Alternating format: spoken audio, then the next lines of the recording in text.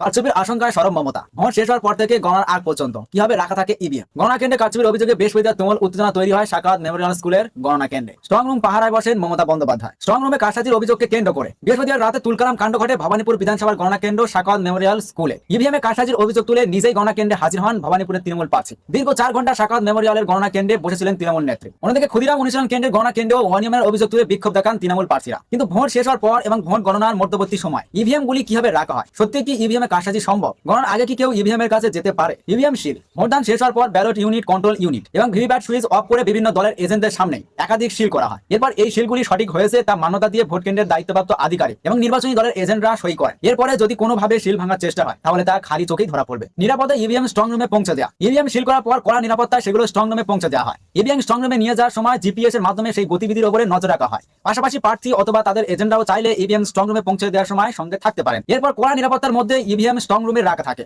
যতক্ষণ EVM strong রুমে থাকে তার উপর নির্বাচন কমিশনের কড়া নজরদারি চলে। এই স্ট্রং রুমগুলিতে বহু স্তরীয় নিরাপত্তা থাকে। স্ট্রং রুমের দরজায় ডবল তালা, আধা সেরা নিরাপত্তার পাশাপাশি একটানা সিসিটিভি ক্যামেরাও চলে, যাতে বেআইনিভাবে কেউ স্ট্রং রুমে ঢুকতে না পারে। প্রার্থীরা চাইলে তাদের প্রতিনিধিদের স্ট্রং রুমের বাইরে বসিয়ে রাখতে পারেন। সিসিটিভি ছবিও চাইলে তারা দেখতে পারেন। ফলে শুধুমাত্র কমিশনের আধিকারিকরাই নয়, স্ট্রং রুমের ভিতরে কি ঘটছে তার উপর রাজনৈতিক দলের প্রতিনিধিরাও নজর রাখতে পারেন, যাতে বিশ্বাসযোগ্যতা বাড়ে। স্ট্রং রুমের প্রবেশাধিকারও কঠোরভাবে নিয়ন্ত্রণ করা হয়। কোনো কারণে ইভিএম সরানো অথবা ইভিএম এ হাত দিলে তার লগ বুকে নথিভুক্ত করতে হয়। জরুরি পরিস্থিতিও যদি স্ট্রং রুম খুলতে হয় সেক্ষেত্রেও নির্দিষ্ট দায়িত্বপ্রাপ্ত আধিকারিক এবং পর্যবেক্ষকদের উপস্থিতিতেই তা করতে হবে। গণনার দিনও প্রার্থী এবং তাদের এজেন্টদের সামনে ইভিএম এর শিল পরীক্ষা করা হয়। শিল যদি ঠিকঠাক থাকে তবেই সেই শিল খোলা হয়। তারপরে শুরু হয় গণনা। কন্ট্রোল ইউনিট থেকে ইভিএম এ মজুদ থাকা ভোটের পরিসংখ্যান পাওয়া যায়। ইভিএম এ ভোটদানের যে পরিসংখ্যান দেখাচ্ছে তা সঠিক কিনা পরীক্ষা করতে কয়েকটি বুথের ইভিএম এর সঙ্গে ভিভিপ্যাট স্লিপে পড়ার ভোটের সংখ্যা মিলিয়ে দেখা হয় যে ইভিএম এ ভোটের সঠিক সংখ্যা দেখাচ্ছে কিনা। এই প্রক্রিয়াগুলি পুরোটাই নিয়মিতভাবে ভারতের সুপ্রিম কোর্ট সহ অন্যান্য আদালতে পরীক্ষিত হয়। দেশের শীর্ষ আদালতও ইভিএম ব্যবহারের উৎসাহ দিয়েছে। একই সঙ্গে ভিভিপ্যাট পরীক্ষার মাধ্যমে অতিরিক্ত সতর্কতা বাড়ানোর পরামর্শ দিয়েছিল শীর্ষ আদালত। সত্যি কি ইভিএম এ কারচুপি বা কারসাজি করা সম্ভব? 2026 সালের বিধানসভা নির্বাচনের গণনা কেন্দ্রগুলির নিরাপত্তা আরো বাড়াতে কিউআর নির্ভর আইডেন্টিটি কার্ড চালু করেছে নির্বাচন কমিশন।